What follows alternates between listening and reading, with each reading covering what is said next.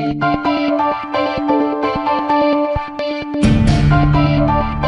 and welcome to A Spirited Debate. I'm Lauren Green. The increases in sex trafficking activity around the Super Bowl have long been reported and rumored, but with little facts to back the claim. But what is known is that in the United States, the sex trafficking business brings in some $32 billion annually and endangers more than 300,000 children. Someone who knows firsthand the harsh reality of the high-class sex trafficking business was a victim herself, Annie Lobert, and she reveals the devastatingly tragic details of her life in her book, Fallen Out of the Sex Industry and Into the Arms of the Savior. And Annie joins me now. Welcome, Annie. Hi, Lauren. How are you? I am fine. Well, you know, your book is almost too painful to read and hard to put down, actually. I'll tell you, those first 2 pages, you reveal that the man you were in love with turns out to be a pimp. He beats you senseless within an inch of your life, and still you stayed. Why? You know, that's one thing that a lot of people don't understand is that when it comes to being broken by a sex trafficker, aka pimp, part of the breaking is a domestic violence aspect with a twist. And you're already in love with the trafficker. You've already established a really good relationship and rapport with him, and when he does this to you, he's got you hook, line, and sinker with the romantic side of the relationship, and you've already become dependent on him. So it's very, very difficult to understand why we stay, but a lot of the girls stay, and it's bars that we cannot physically see. It's all mind manipulation and brainwashing and coercion. You know, you reveal in your book that your father actually did beat your mother, was somewhat abusive. And do you think that had something to do with you kind of staying within an abusive relationship?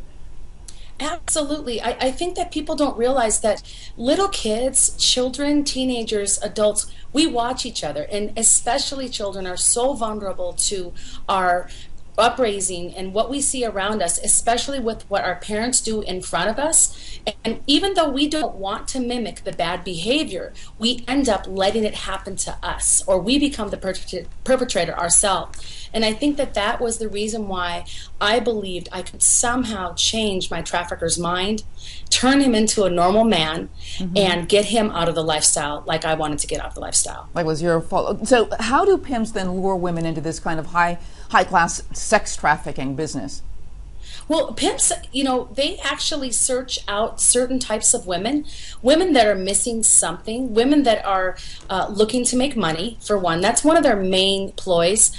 They look for women that are vulnerable, women that are naive, and women that are just looking for romance.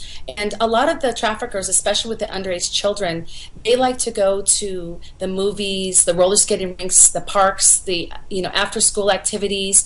They I've been they've been known to go to shelters and wait outside, even orphanages, for the kids to come outside to talk to them and to lure them. So these men are dangerous criminals that are basically on the brink of psychopath behavior, and they will do whatever it takes to lure whoever it is they want to make money off of and exploit. You know, the beginning of the segment I talked about how the Super Bowl really is a magnet for that kind of activity. Why so? Why the Super Bowl? You know, the Super Bowl is quite a magnet. In Las Vegas, I made a killer amount of money on the Super Bowl.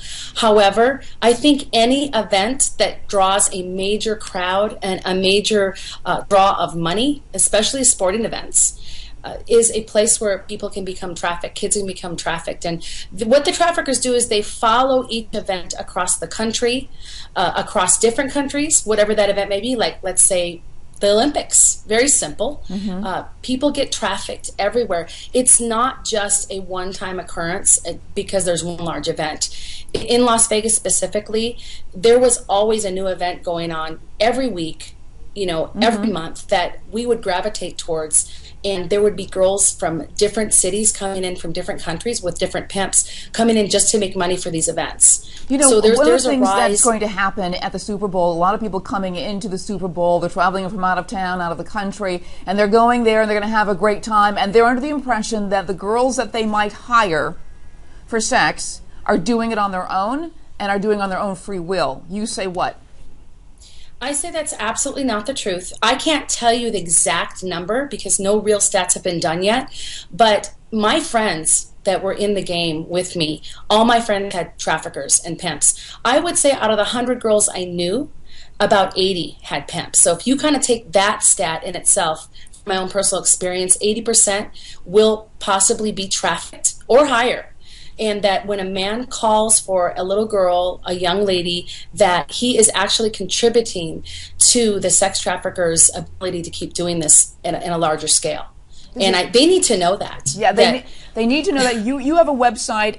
You have started an organization called Hookers for Jesus. A lot of the information you were saying to us, you can find it on the website. I want to repeat about your book because it's really fascinating. It's called Fallen Out of the Sex Industry and Into the Arms of the Savior. You became a Christian, and you're a real advocate for getting women off the streets and out of the arms of these psychopath pimps.